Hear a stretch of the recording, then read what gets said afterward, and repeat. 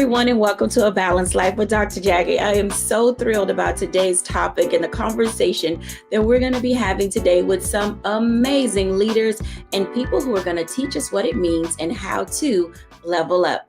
Today, we are joined by Corey Briscoe, Stacey Owens, Dr. Tierney, and Dr. Jennifer Bishop.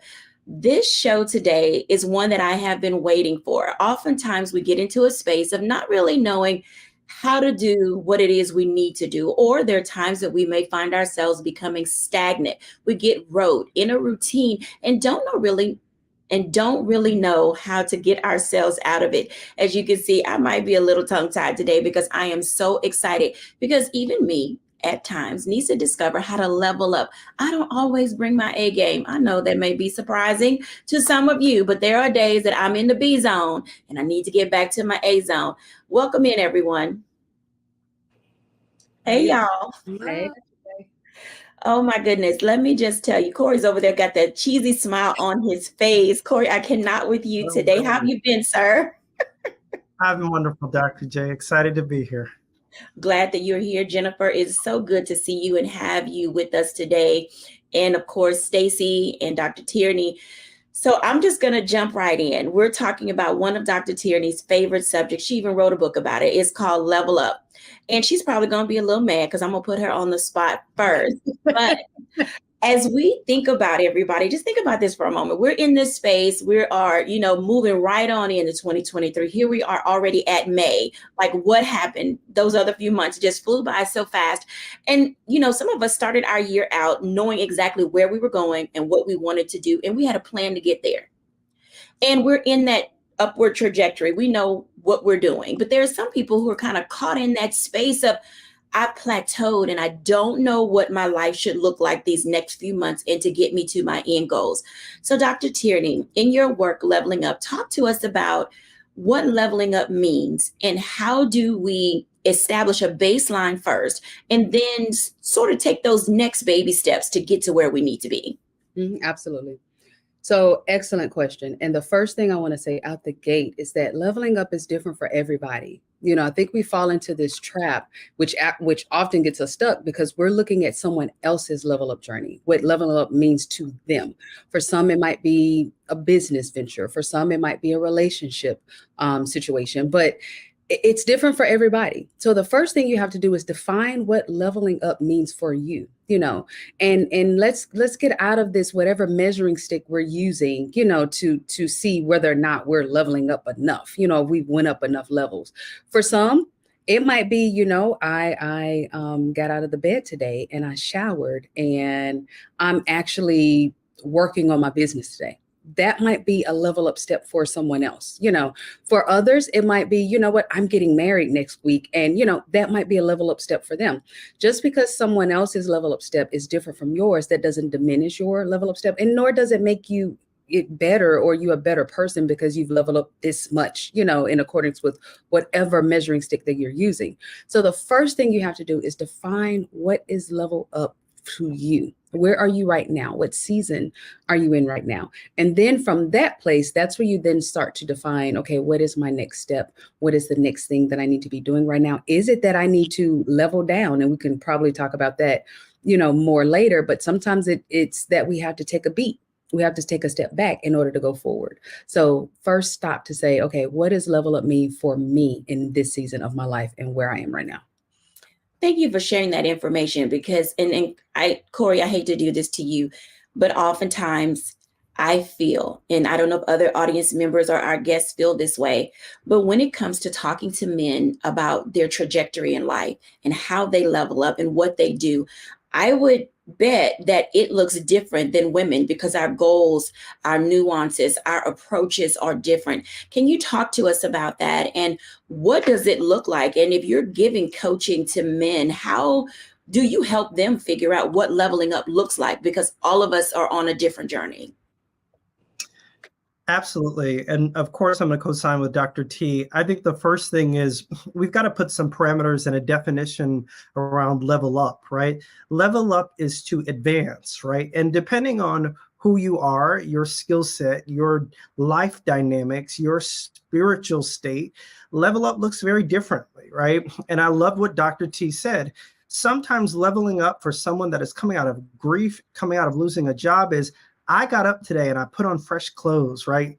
Comparatively to someone that is, maybe you're in a career and you have everyone is rooting for you and you've got everything that you need to succeed, but you are honestly your biggest, stopgap, and you need to advance the ball, right? That's different. When I look at men particularly, and I look at other colleagues and where there's such a societal challenge, and specifically men of color, because of what society has already deemed where we are, right? And so it's hard to almost define what you imagine your future to be with a society that has already defined you, right? So you're in this state, if you will. You're in this manifestation of this is what they think I should be. This is how they have defined me. And it's hard for us to sit and define ourselves. There is the obligation of being protector and provider, maybe husband or wife or brother, and being the person that comes and shows up. And when you are leveling up in that aspect, sometimes we forget to level up in our own selves, right? Forgetting our own desires, our dreams, our aspirations.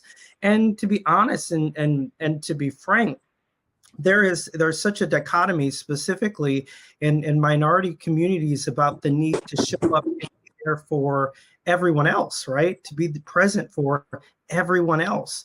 And so that's what you see a lot of the times. And when I have conversations with other brothers that can sit and pause and think, they have wild dreams of what they could imagine. They have wild wonders and visions, but sometimes we need the space to explore and to dream, and the safe space to even conceptualize what we could be. Dr. J?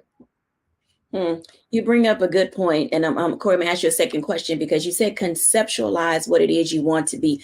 Life moves so fast. Priest, protector, provider, take care of everything for everybody. I don't want to be the male that's the slacker. I'm the person who made it out, so I'm doing it for everybody. How do you manage all of that while you're trying to level up? Because the pressure is real.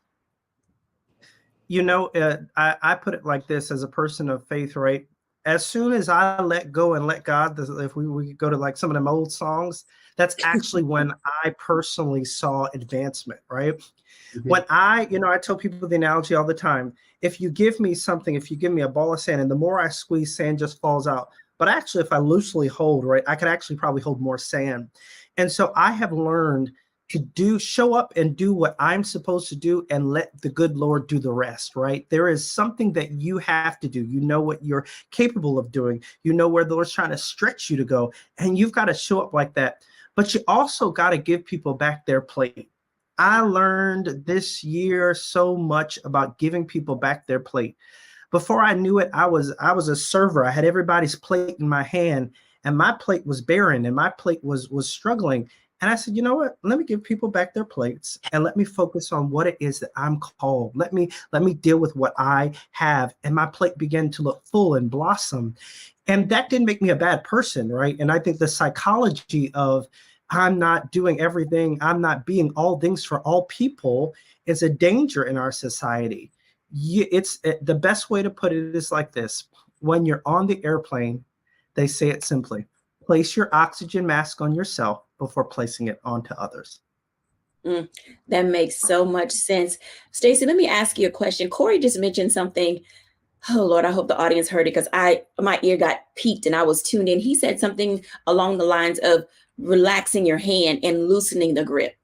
Talk to us, if you will. You are an educator, an author, a business owner, and sometimes you have to loosen your grip in order to be able to level up. Could you talk to us about that for a moment, about how do you design what leveling up looks like for you? Yes, Corey is absolutely correct. I know for me, loosening my hands look like not being in control of everything. Because I do so much in the spaces that I operate in, I have to trust and allow others to join in to help my vision come to fruition. And sometimes, when it's your baby and it's your thing that you're trying to birth, you'll grab onto that thing so tight, and because you think that no one else, can do it with you or for you. And so then what starts happening is you will start, losing control of the control that you think you have. So whenever I loosen my hands and allow myself to be surrounded by people who wanted to help with my vision and wanted to join in, it allowed me to be just that, the visionary. It allowed me to, play chess, and allowed me to move the parts, and the other players helped me with that process. So it made the process a lot easier. It didn't take away the struggles. It didn't take away those kind of things, but it did help it. In terms of what leveling up looks like for me, I think the hardest thing is you just have to know what it is that you want. Just like my colleague said, we know what we want in terms of what other people say to us. You allow someone to come and say, oh, Stacey, I think you should do this. And then I start thinking, should I? Maybe I should. Maybe so-and-so was right about this. And then it starts confusing, my actual what it is that I want. I think that's what a lot of people struggle with. It's just staying true to knowing, what do you want? Oprah said that best. You starts with just saying, I want this. And then you just go after it with everything that you got. Going after it with everything you got. That literally in itself sounds like a task that some people don't know how to grasp. I want to talk to Jennifer Bishop about this, because Jennifer, in the work that you do and how you provide training and development for individuals, you find people who are sometimes stuck in a rut, and you walk them through by faith. You walk them through by coaching. You walk them through in so many ways. How do people know when to reach out to get the assistance that they need in order to be able to level up? I think that when you get to a place where you feel constricted and you don't know exactly how to get to the next steps, what I like to have a conversation with people about is to, one, realize what you have already done. And sometimes we focus on where we're trying to go, that we don't take the opportunity to grasp how much we have already overcome. So when we're trying to level up, I think we have to step back.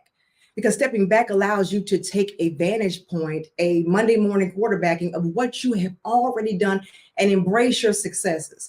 I think, as was said earlier, the trials and tribulations are going to come, but you have to recognize that you already have the strength inside of you to overcome what has already been done, those successes. And I love a quote that Winston Churchill has said. He said, success is not final and failure is not fatal.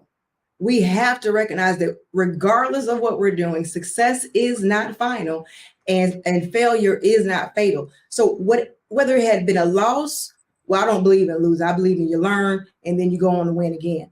But you get that opportunity to continue on, and you get that strength, build a reservoir of strength from those prior successes, so that when it's time to go forward, you have the ability, you have the strength, and you have the village around you. One of the great class that I took when I was, my doctorate was on delegation. Build a village around you who can support your dream, as was just said, and allow them to partake in it so that you can go forward faster. Go forward faster. There's so many things to unpack here. And when we come back after the break, let's talk about a few of those, because there are going to be times in your life where you have to figure out how to step back in order to step up. We'll be back in a moment after the break.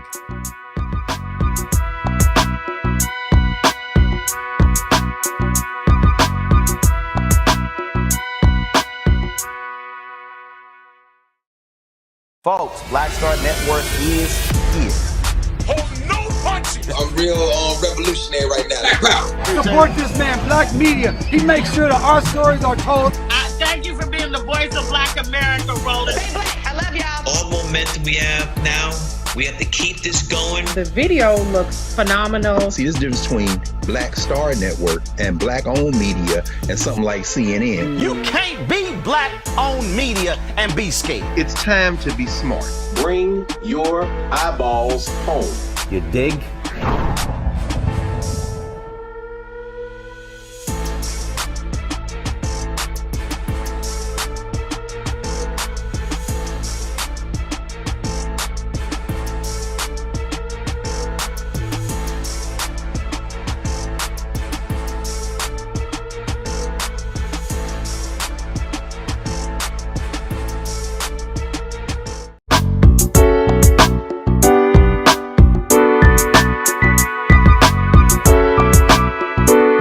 Welcome back, everyone, to A Balanced Life. And as you can tell, oftentimes being able to level up means really defining what does your journey look like. It also means bringing some people along with you who not only understand you and get you, but who also will tell you the truth. And what that looks like sometimes is saying you need to take a beat, a pause, you need to step back from things. And we don't like to hear those words because we get on a roll and we're in a groove and we're in our zone and we like to keep moving. But the reality is you do need to take a moment to step back and reflect, look at some of the benchmarks and goals, determine how you've made yourself, into who you've become today, and then say, can who I've become get me to where I want to go? Or what other things do I need to learn and discover about myself in order to go farther?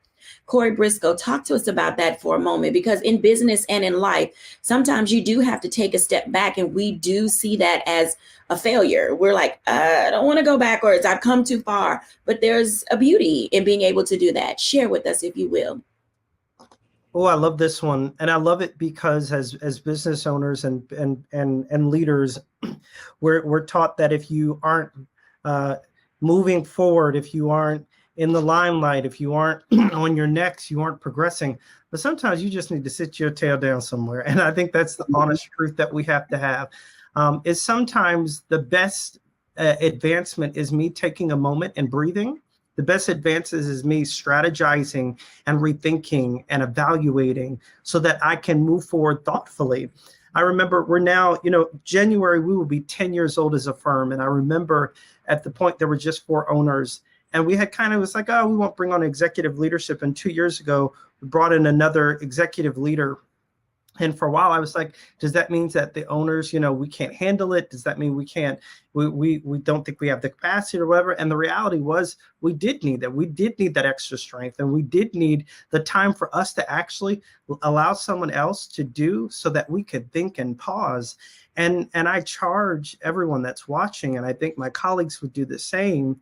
Some of the best places of strategic alignment is pausing, right? It's taking the moment, it's reevaluating. And sometimes that small moment allows you to advance further than you could have ever done just going. Our bodies, our temples are designed that there is a respite period and then there is a movement period.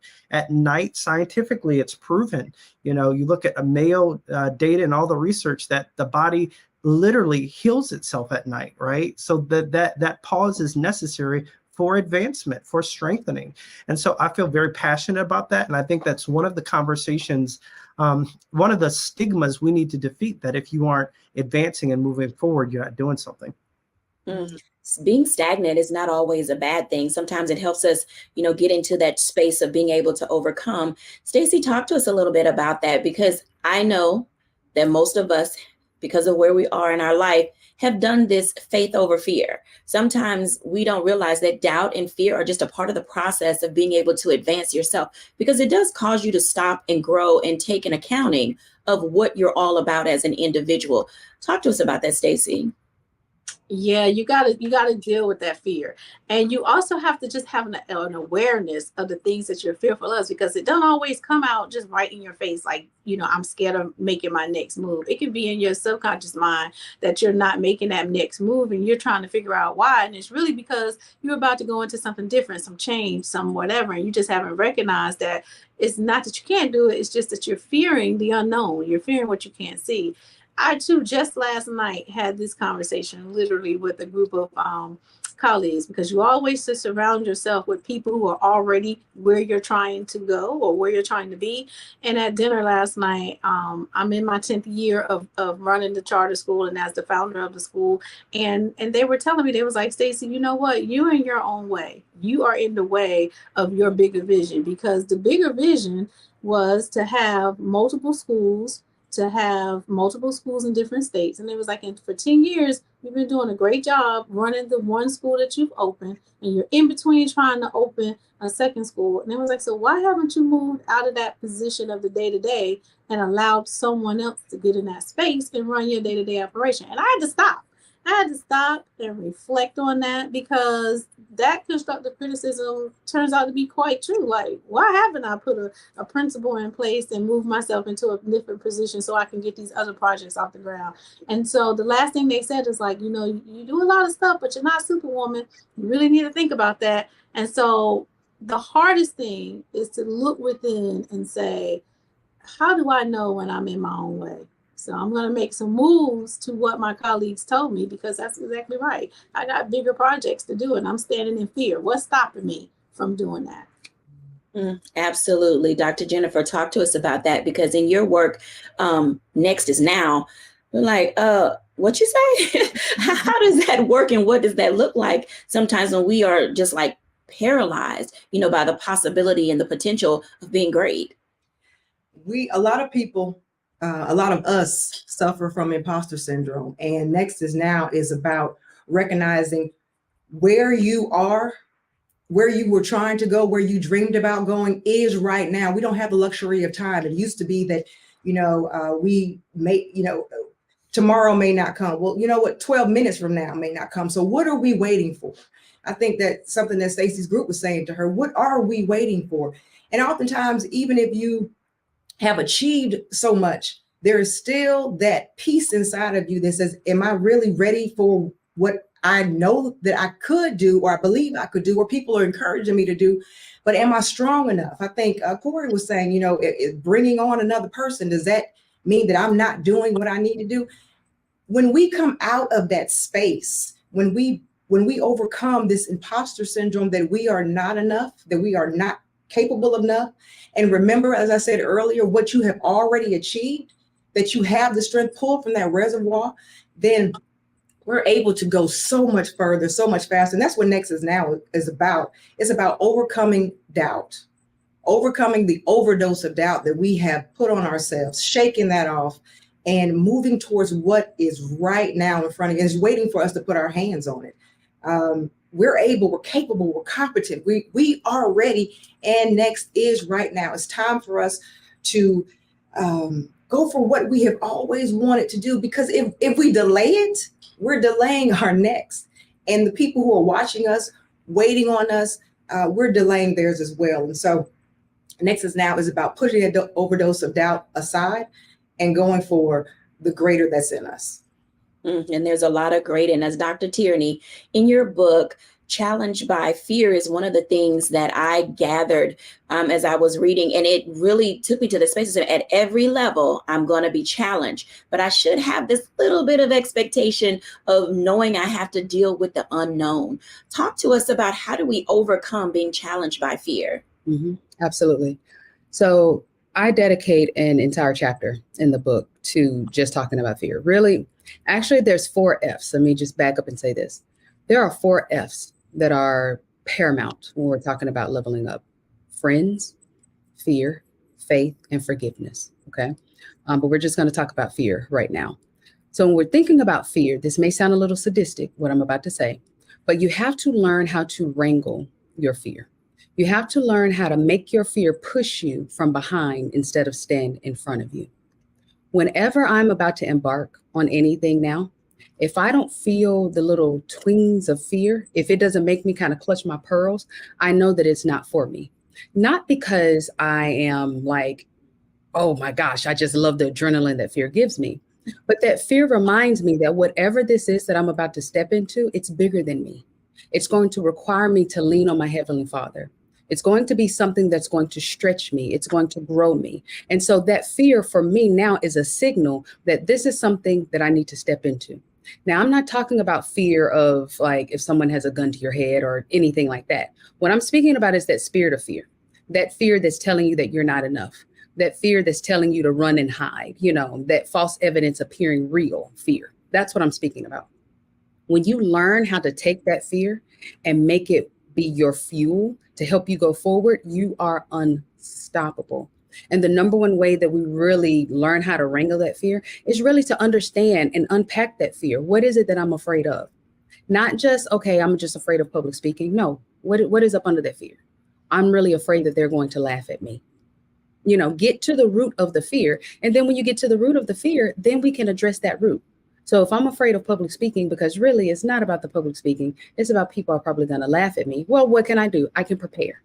I can make sure that I'm using that fear, that fuel, that energy, and throwing it into preparing. I can make sure that my speech is together. I can make sure that I'm doing all of the necessary things so that I can present in a way that I feel my best, that I feel the most comfortable. When we just allow our fear and look at that fear and say, oh, I ain't finna do that because then fear has won.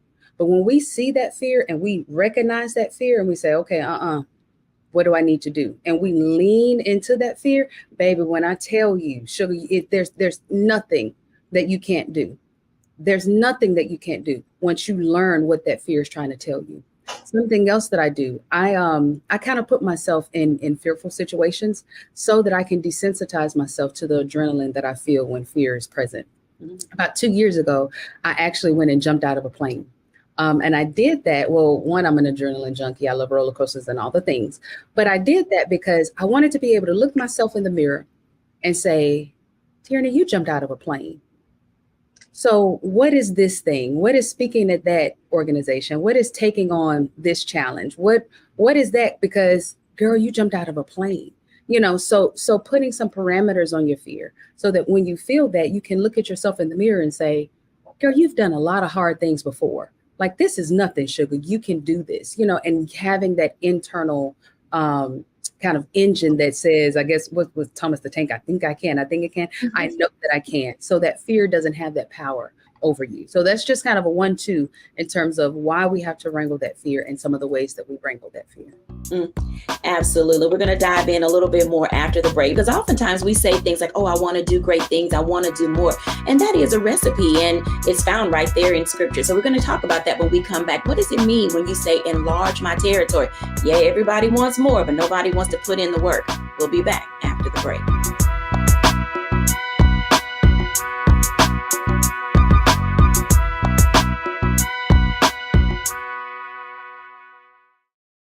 Hatred on the streets, a horrific scene, a white nationalist rally that descended into deadly violence. White people are losing their damn minds. As an angry pro-Trump mob storms the U.S. Capitol, we've seen We're about to see the rise of what I call white minority resistance. We have seen white folks in this country who simply cannot tolerate black folks voting. I think what we're seeing is the inevitable result of violent denial. This is part of American history. Every time that people of color have made progress, whether real or symbolic, there has been what Carol Anderson at Emory University calls white rage as a backlash. This is the rise of the Proud Boys and the Boogaloo Boys. America, there's going to be more of this. Here's all the Proud Boys, guys. This country is getting increasingly racist in its behaviors and its attitudes because of the fear of white people. The fear that they're taking our jobs, they're taking our resources, they're taking our women. This is white fear.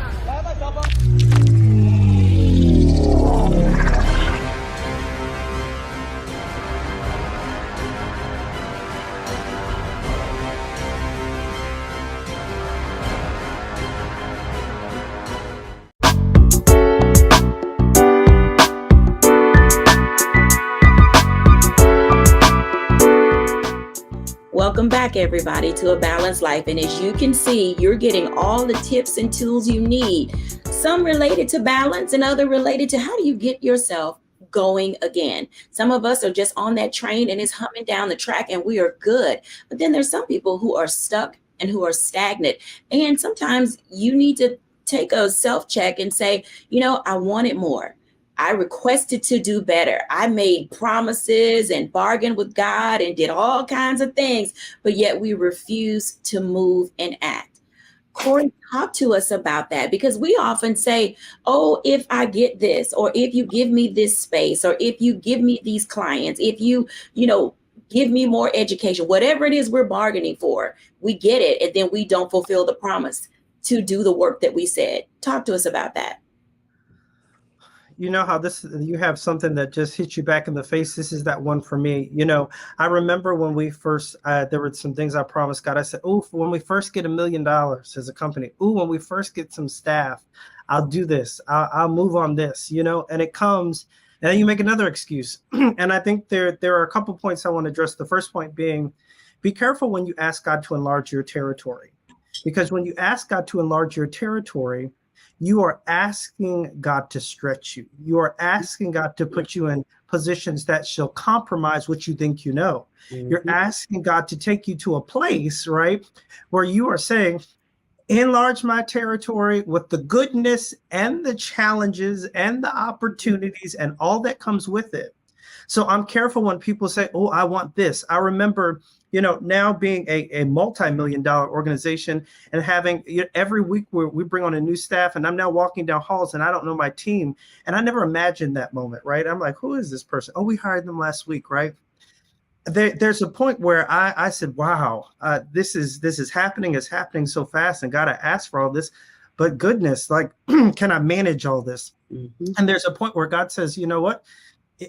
Didn't you hire leadership? Isn't their job to also manage all of this, right? I've given you visions that you have to go for. I've given you stuff that you have to pursue. And you told me if you get this, you would do that. And so I find myself even doing what I think I heard Stacey saying is re-looking back at what the vision was and the promise was and saying, you know what?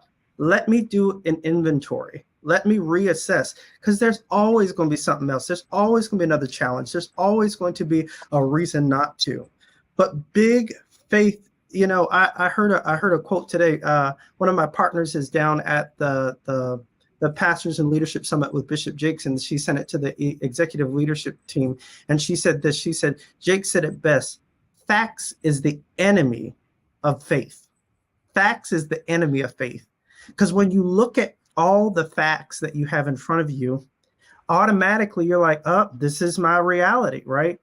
But big faith isn't dictated on facts. It's really dictated on you stepping out of the facts and knowing what you know and whose you are, so that you can eventually achieve. And I think that's the place that I think those of faith have to come from. And just those that, even if you aren't in faith, right? If you just a big business, I remember there was a point where cash flow was, $1,000 invoice would be so impactful for the agency some years ago.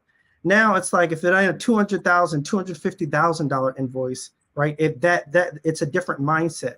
And so I say this to say, I thought when I got the $250,000 invoices, I'd be like, everything will be okay. But every level requires a different test. And when you get to every level, there is a new problem. So you can't put off what you could do today. That is so true. Dr. Jennifer, these things that we say we want and desire, we're often not positioned for them. Why is positioning important as a part of our strategy when we think about leveling up?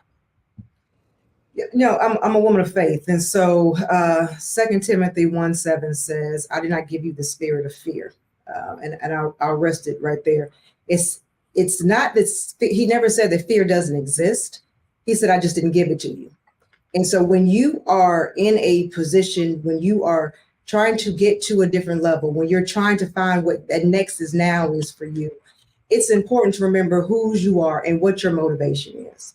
It's important to be able to keep your eyes on that prize. Corey, you said something that is very impactful. New stages require different phases of yourself. And it's not that the person or the situation may change, but the person is going to remain the same. So as using your analogy, well, $1,000 invoice yesterday was impactful, but now, your focus is on a different level of invoice, but the piece is that it's still there. So you're preparing yourself along the journey to understand what the vision was, write the vision and make it plain. Understanding where you're going and how you're going to get there, who you're surrounding yourself with. I believe that Dr. Tierney said that about the friends, but also knowing that fear is natural. Fear is going to be there. But if you are fearful all the time, if you're living in that place, then recognize that that is not the place that you're supposed to be in, because God did not give the spirit of fear. But my point in all of that is recognizing he didn't say that it didn't exist, but you have to understand he didn't give it to you. So that's when there's times when you have to take a look at where you are and reassess where you need to be. I think that's a very valid point, because oftentimes we get into this space of saying, I don't know what my strategy should be. And so we've heard that some of our strategies, are related to, one, having awareness of what is going on around you, know who you're going with, know yourself better, take your faith with you if you're a person of faith or have some type of belief system. You just can't be all out here in the world saying you want to level up and do great things when you really don't have some type of a firm foundation in which to do that. Dr. Tierney, in this whole process of talking about leveling up and getting yourself together, we have to be cautious about becoming one note. I mean, we can just Google and see that there are a whole list of musicians out there that had one-hit wonders and never heard from them again. But oftentimes in our growth and development, God stretches us and we stretch ourselves, and people around us stretch us to the point of saying, there's more to you, and I need to see all those layers of the onion. Can you bring them? And sometimes we're like, bring what? Because we're clueless about who we were created to be. Talk to us about getting into that space and positioning to be great. Absolutely. And this is why you have to understand that leveling up is a process. Part of the I guess the biggest disservice that social media has done is to make people think that leveling up, you do that overnight.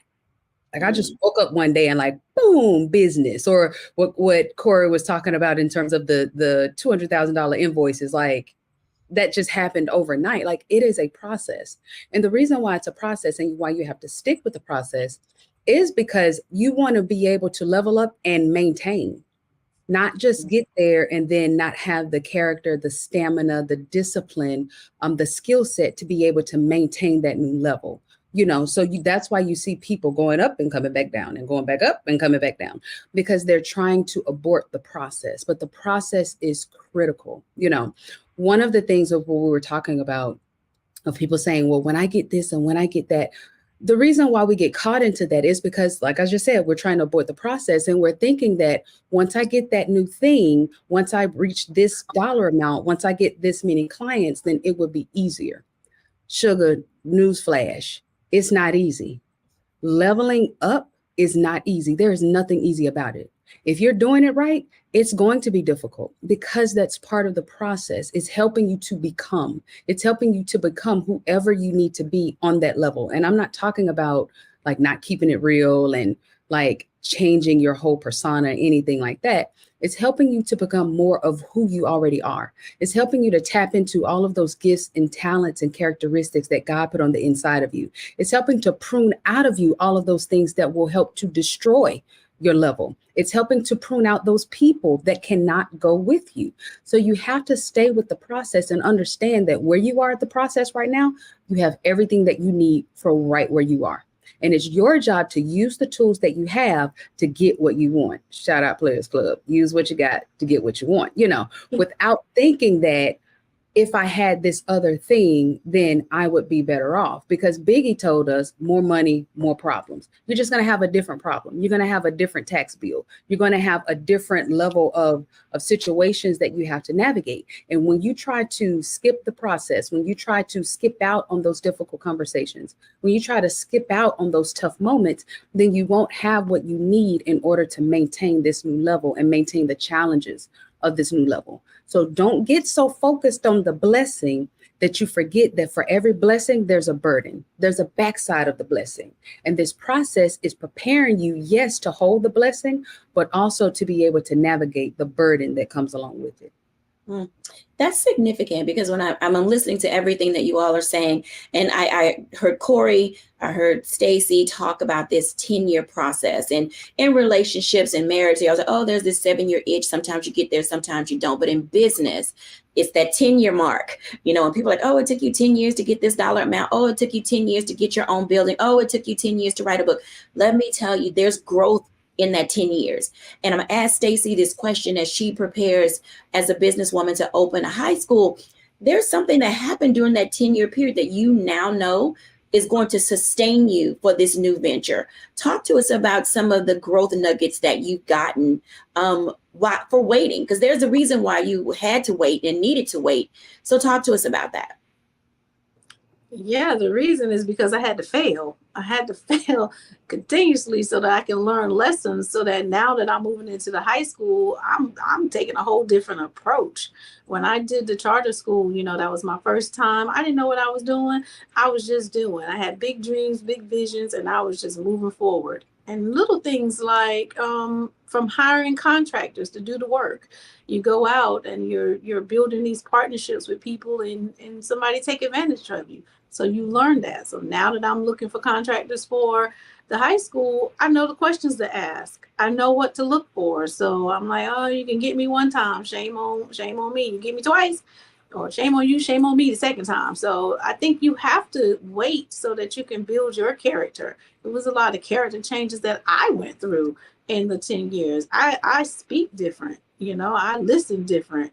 I hear things that I didn't hear the first time because I was so excited about the journey. I was so excited about whatever. I was just voluble. So now my ear is a different ear as I go through it the second time. So for me, the 10 years was about improving me, making me a stronger person so that I can be able to hold both at the same time and not be taken advantage of, and not, allow one to fall while I'm moving the next one. So time is for your personal growth. Time is for your personal growth. I hope y'all heard that, because you're waiting and waiting and waiting, and you thinking it's never going to come, but time is for your personal growth. When we come back after the break, I'm going to ask our guests to give us some of those wisdom keys that they've learned on their journey. We'll be back in a moment after the break.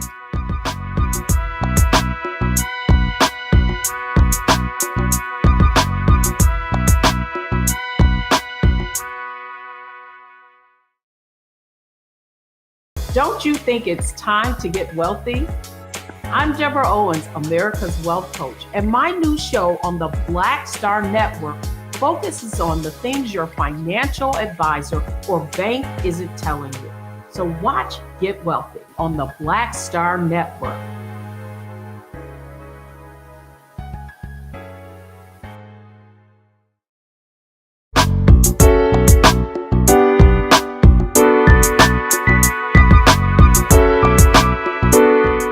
Welcome back, everyone, to A Balanced Life. And my, oh my, what a rich show we have today. No matter how much time you put in the game, I'm going to bring the family back in so we can have some roundtable, robust conversation, because I know you guys have some wisdom for our audience. I'm going to start with Dr. Jennifer.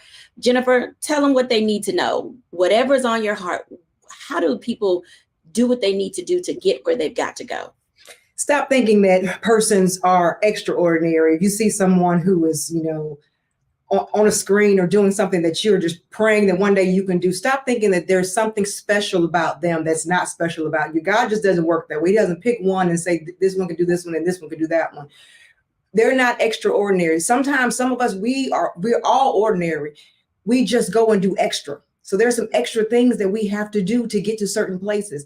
So don't succumb to the idea that you don't have it and you can never get it. You can. You have to pursue and you have to recover all sometimes. And so take that opportunity, but never, ever, ever think that there's somebody who's more, that God has given them more than they've given you. We all have the ability and you should go for it. Absolutely. Who's next? Stop thinking that you are not enough. Just like Dr. Jennifer just said, you have everything you need within you. Once you start believing in yourself, regardless of what other people around you believe, if you believe that you can do whatever you just dreamed, just get up and start doing it. Just keep moving. And if I can just jump right in behind that, this is why it's important. Y'all hear me say this all the time. Know who you are. It's not, we're picking ourselves apart and thinking that, oh, I'm not as special as them, because we don't know who we are. We don't know our gifts and talents and characteristics. Am I going to go and open a charter school like Stacy? No, absolutely not. But I am the best life coach on this side of glory, because I know who I am. So when you tap into who you are, then you'll know exactly what it is that you have been uniquely designed to do, what God is calling you to do, your space in this earth, your purpose, and you can occupy that in full confidence, not because it looks like somebody else, not because you're comparing what you have to theirs, because you are being fully, authentically you, and that's all that you can be. And then watch yourself level up over and over and over again from that place. I love that. I think that's 100% right. It is, I think, simply put, what everyone is saying is cancel that spirit of comparison. It is the most dangerous, dominant devil that stops people from getting to where they need to be. I remember early on in my business career, I was so like, oh, what are people going to think? And how are they going to wonder? And, they're buying houses and they're moving this. And I look at our growth, and God gave me his timing and not my timing. And because he gave me his timing, I see his truth and the splendor of his glory. And I tell you every day, stay tuned to your God and not to the glitter and the glamour of everything else. When you get that spirit of comparison, that's all you see. And you become a copy of something. But after I photocopy a picture too many times, it loses its luster. So I say stay true to you. Okay, so let's unpack this for a second, because each of you said something that's very critical. We always say, oh, there doesn't need to be another. And you can put whatever career or whatever's in there. Oh, there doesn't need to be another coach. Doesn't need to be another person becoming an entrepreneur. Doesn't need to be another preacher. Doesn't need to be another hairstylist or salon down the street. But oftentimes we forget that we are uniquely gifted and wonderfully made. And no matter how many times people try to do what you do, they can never do it like you do it. Give our audience some words to level up in thinking that it's not for them, because they've let people talk them out of the very thing that they know they heard that they were supposed to be doing. And they just keep putting it on the back burner, on the back burner, on the back burner. How do we get out of that space of letting people talk us out of living our dreams? Go to the grocery store. Do what? Go to the grocery store. When you go in the grocery store and you go down the bread aisle, Wonder Bread, Nature's Own, Publix brand, the kind that's got the protein in it. There's not just one kind of bread. They got a whole aisle of bread, sweet Hawaiian rolls, hot dog buns, hamburger buns. It's all different types. It's all different shapes. It's all different sizes. It's all different price points. Wheat bread, white bread. But it's all bread. Okay. So yes, there may be 1,001 life coaches, amazing life coaches, but I still say I'm the best one on this side of glory because I know who I came to serve. I know that when my client walks down the aisle, they're going to pick me up off the shelf because I speak directly to them.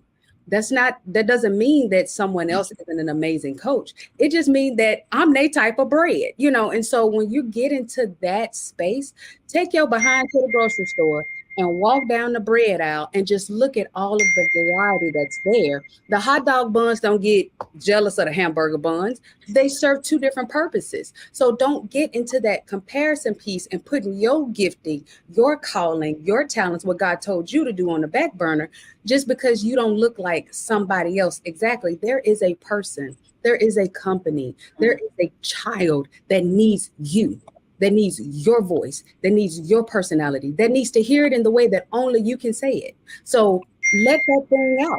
However you say it, if you got a nice country twang like I do, and I'm going to say sugar and throw it out there that way. If you like to roll your neck with it, if you like to be a little hood with it, if you're going to take it to the boardroom with it, be you, because there is somebody that needs to hear it in the way that you say it.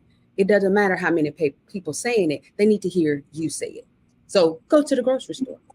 What you're saying too is, even in the grocery store, if you're using the bread analogy, they even repackage themselves and rebrand themselves quite often. So as you develop into who you are going to be, the person that you were yesterday is not going to be the person you are tomorrow. Okay. And embracing that that change, that evolution, and letting people see it and watch you experience helps them along their journey. So you have to be bold enough to be able to be that bread, to then be rebranded, to be a better bread.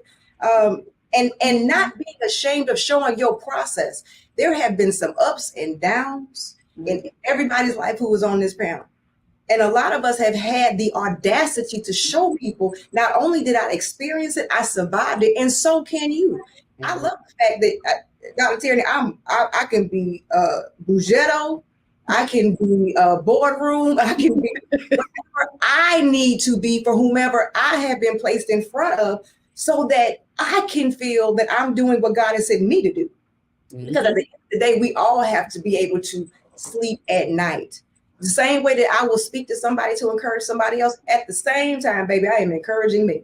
And that allows me to go on and do something greater. So I think that we have to remember, as I said earlier, remember the successes that you had, so that you can be bold enough to embrace the successes that are coming. But there, and I believe that was Stacy, or apologize if I'm not getting the right credit, who said, in the process of becoming who you're going to be, you have to always, please, y'all, and to the audience, remember that you have survived a lot. Sometimes we have the problem of forgetfulness.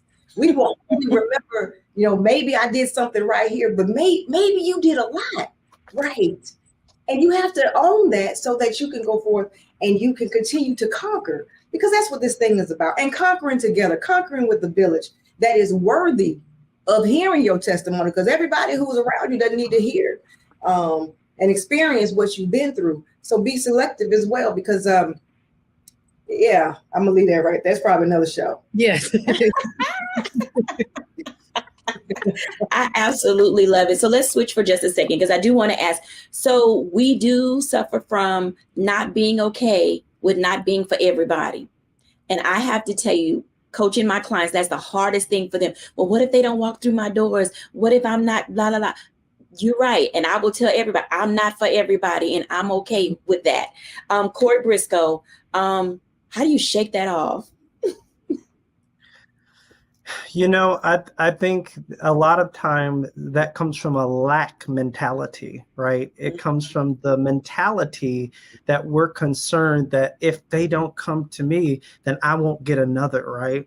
But when I change my mindset that what is for me, when I change my mindset that he has designed perfectly a path for me and laid out exactly where I'm going to be at what time, it's easy for me to say, if this didn't work, he closed the door. If I'm not in that mindset, I look at there's an inferiority, or there's something wrong with me, instead of saying he designed it this way, right? And I think that is so important to know. I think that's the defining factor. I think even in my own personal journey, when I realized that he was closing the door and it had nothing to do with me, now when it happens, I mumble under my breath, thank you, Father. Thank you. I literally pause in that moment and say, thank you for the closed door. Thank you for the closed door. Because I'm telling you this, I'm taking my whole staff to the grocery store, like Dr. T said, because let me tell you, you got to know who you are. Yeah, that's it. Walk that bread out. Say thank you, Jesus. Walk the bread out. Thank you, Jesus. I think that is so important. Stacey, anything you'd like to add to that? Because sometimes we're not okay with not being okay with people not being okay with us. Yeah, I think I passed that hurdle a few years ago. I used to worry about people, but now I really don't have time for that. So I think it's just like all my colleagues said. Once I figured out what my gifts and talents were and I found my niche, I just started working in that direction. And Corey, you're right. That was the hardest lesson for me when doors used to close or people used to leave. I used to sit around and think and feel guilty. What is that? Why did that happen? Now I'd be like, Lord, you must see something that I don't see yet. So I'd be like, thank you. Glad they're gone. Don't worry about it. And then usually if I be very intentional and very present in my moment, days later, I'll start to see the reason why they were removed from me or why that door was closed. So yeah, it's about just letting go and letting God, especially when you get to certain levels. Mm-hmm. All of this is so very, very true. And if we get to that space, that's where we can tell real maturity has come, individually and collectively, because we also keep people from walking down those pathways themselves, because we're like, hey, let me just stop you for a second, share a few things that you need to know, and hopefully it will encourage you, because there are going to be days where we're just like, okay, whatever. And I'm okay with whatever, because now I know that I'm in a space that I want doors to close that are not for me, because I don't want to spend time wasting time going down a pathway that was never meant for me. But when we were bargaining all the time, if you do this, God, and if you do that, or so-and-so, if you can get me this hookup and this, that, and the other. And then it's like, I really didn't need that. And just think of all the time that so many people have wasted. We're closing out our segment today. And when we come back, I'll give my reflections after the break.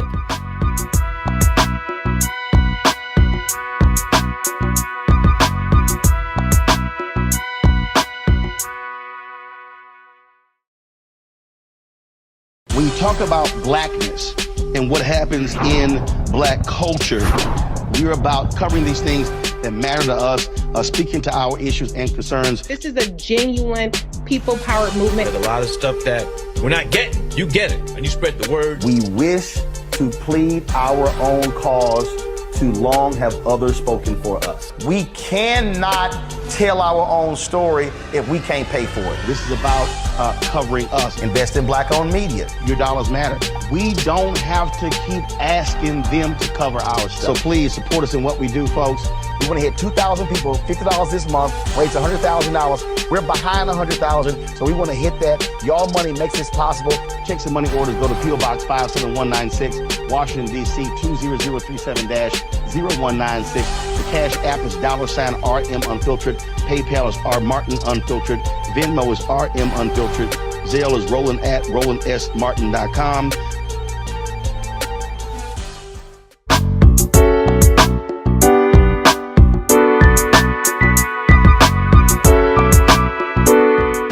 Welcome back, everybody, to A Balanced Life. And as you can tell, the ABL Village has spoken. There are some things that are going to be going on in your life as you try to level up that are not going to be for you. And we're encouraging you as well as challenging you to say that it's time to be okay with other people not caring for who you are as a brand, as an individual, as a person.